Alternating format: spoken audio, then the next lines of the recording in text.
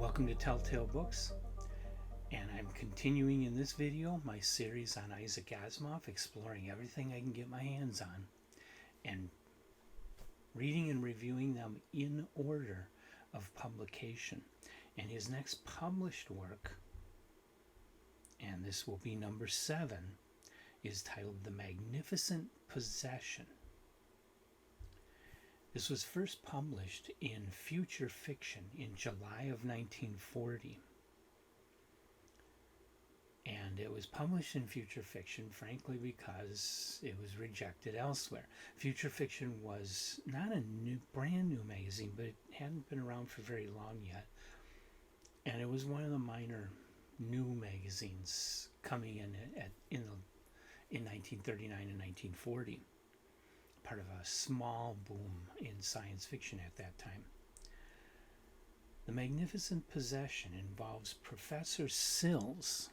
He invents a way of separating out ammonia to create ammonium, which is a metal.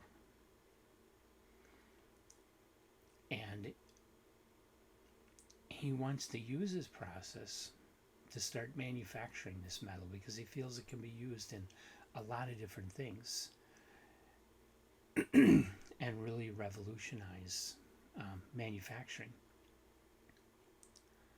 So he perfects his process, and the first thing he does before he has money behind him, before he has a manufacturing facility, before he's developed any products or anything like that, the first thing he does is announce his discovery to the newspapers. And this was a bad idea because right away everybody starts coming around either trying to buy it dirt cheap or steal it from him so that they can make all the money off of this new process, which will, put other metal makers out of business. Asimov was studying chemistry at a university at this time. Now, I don't know a whole lot about chemistry, but I'm pretty sure most of the science of the story is accurate, including the main point that the story ends on. I think. I don't know. Somebody check me and let me know. Is his science real science, or is this made up? In science fiction, it's hard to know sometimes the difference between real science and made up science unless you're a scientist yourself. The story is a comedy, but really not all that funny. Isaac Asimov, in the early Asimov, where I've read this, Isaac Asimov himself calls it embarrassing. And he explains how he did not, unlike all of his other stories, he did not show this one to John Campbell because he didn't think John Campbell would like it at all. And he was probably right. He didn't like it at all. Why did he include it in his book if he hated it so much? Why didn't he just destroy the manuscript? Well, to be a completist and to let the world know that he's not perfect? I don't know. But he did include it in this, and so the story does live on. And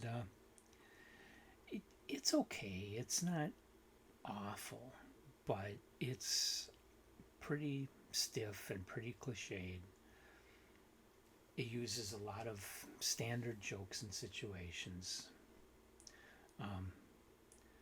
The good thing about it is you can let your kids read it. It doesn't have any sexual humor, bathroom humor, that kind of stuff. It's all really tame humor, so it's not going to offend anybody.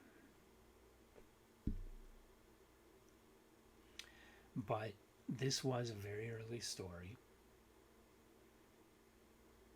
Like I say, his 7th published work, and it was not published at the time it was written. It was published after he had already published some other things. July of 1940, he was in his 2nd year of publishing stories already. So, I guess I wouldn't recommend this to anybody because, like I say, Asimov himself doesn't like this story and doesn't feel it's a good story.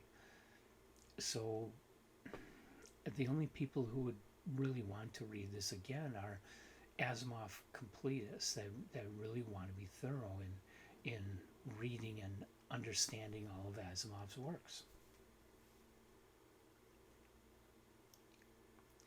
And everybody else, skip it and go read Foundation or iRobot. And that's all I have to say about that. So,